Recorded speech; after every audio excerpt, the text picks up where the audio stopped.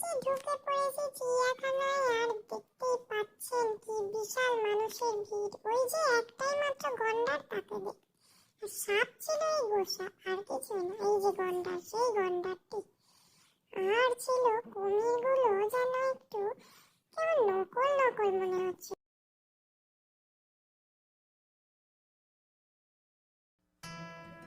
নমস্কার, কেমন আছো তোমরা সবাই?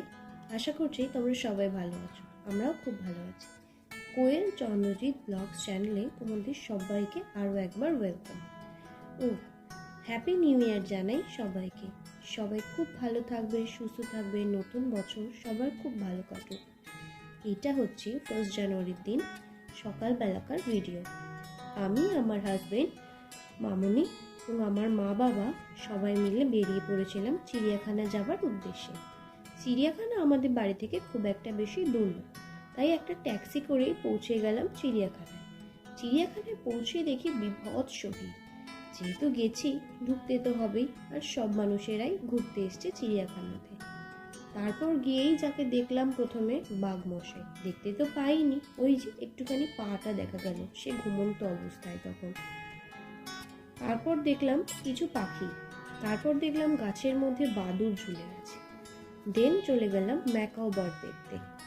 তারপর আমরা একটু ফটো তুলে নিলাম, আর তারপর চলে গেলাম সারস, বক এগুলো যেই জায়গাটায় ছিল সেই জায়গাটায়। আর তারপর চলে গেলাম জিরাফ দেখতে। জিরাফ দেখতে গিয়ে দেখি বিভৎস ভিড় জিরাফের খাঁচাটার চারিপাশ ধরে। তাও ফোনে জুম করে যেটুকু পেরেছে তোমাদের সাথে শেয়ার করলাম। জিরাফ কটা, বেশ অনেক কটাই জিরাফ ছিল। তারপর আমরা একটুখানি আইসক্রিম খেয়ে নিলাম। এই যে দেখো, আইসক্রিম নিয়ে নিলাম 5টা।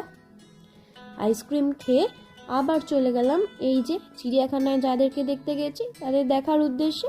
তারপরেই দেখতে পেলাম এমু পাখি, দেন দেখতে পেলাম কিছু পাখি, ঠিক নামটা মনে নেই। তারপর এটা বোধহয় ছিল নেকড়ে দেখলাম।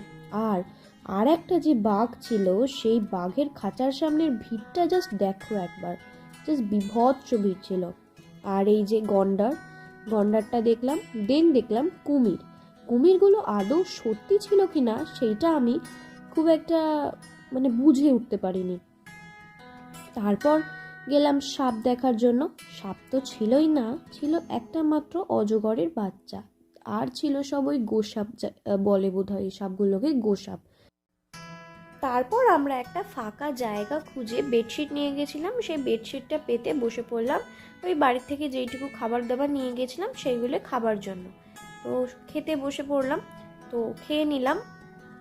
খেয়ে নিয়ে আবার বেরিয়ে পড়লাম ওই কিছু পশু পাখি যেগুলো বাকি ছিল সেগুলো দেখার উদ্দেশ্যে। কি খাবার নিয়ে গেছি সেগুলো তোমাদের সাথে শেয়ার করছি। এই যে তারপর দেখতে পেলাম হরিণ বেশ অনেক কটাই ছিল।